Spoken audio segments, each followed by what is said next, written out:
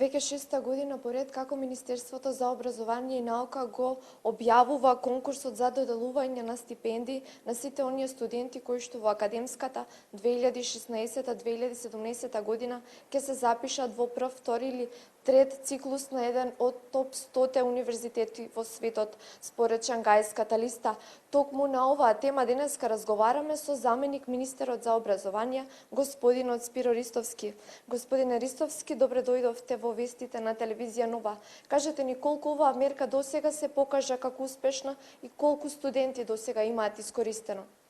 Видете, самиот факт што Република Македонија се издвојува од сите земји во регионот по однос на оваа мерка, односно сме единствена земја што ваква мерка спроведуваме, укажува на фактот дека имаме сериозен пристап кон образованието генерално во Република Македонија и многу е значајно што говориме сепак за најдобрите универзитети во светот и можноста македонски студенти да се дообразуваат на било кој од трите степени на високо образование на еден од овие универзитети. Од исклучително и повеќе на еден начин мултидисциплинирачки се ефектите кои што ги постигнуваме. Од една страна постигнуваме студенти кои што дипломираат на најдобрите универзитети, потоа имаат тие обврска да се вратат, работат во Македонија без обврска дека треба да работат во државниот сектор, може и во приватниот.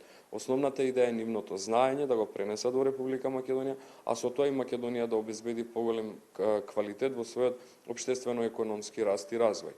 До сега околу 170 на студенти од најразлични области ја имаат искористено оваа можност за изминатите 5 години, сега во 6-та година повторно постои како можност и апелирам до сите кои што се заинтересирани да искористат оваа можност, заклучно со 1 септември оваа година. Така, што поконкретно им нуди оваа мерка? Фактички со помош на овие стипендии македонските студенти ќе имаат можност да студираат на еден од универзитетите со целосно покриена стипендија за која што крајниот или највисокиот износ кој што го покрива државата е до $40,000. Најголем дел од универзитетите кои што се во топ 100 се под $40,000 и со помош на оваа мерка фактички се обезбедува целосно финансиско нивно растеретување, бидејќи покрај основната стипендија, таму се обезбедуваат и трошоци за престој, авионски билет, така да на еден начин се останато им е покриено на студентите. Нивната единствена обврска е по завршувањето на студиите да се вратат и да работат во и за Република Македонија. Така и за крај само да потсетиме кои се условите за еден студент да може да аплицира за оваа мерка. Најпрво студентот треба да е државјанин на Македонија, да не е корисник на друг тип на стипендија во процесот. Од друга страна, треба да има нормално извесен успех, кој што го диктира од друга страна и самиот универзитет. И секако за нас многу значајно е да биде во приоритетните области кои што владата годишно ги утврдува, односно областите кои што ги дефинира како приоритетни во делот на стипендирањето.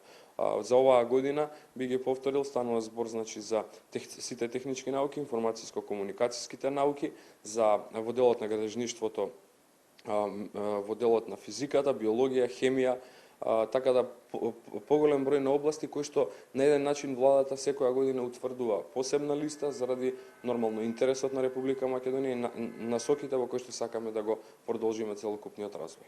Така, јас ви благодарам за овие информации. Студио, само да потсетам дека крајниот рок за аплицирање за оваа мерка е 1 септември 2016 година, а сите идни студенти повеќе информации можат да добијат на веб-сајтот stipendii.mon.gov.mk.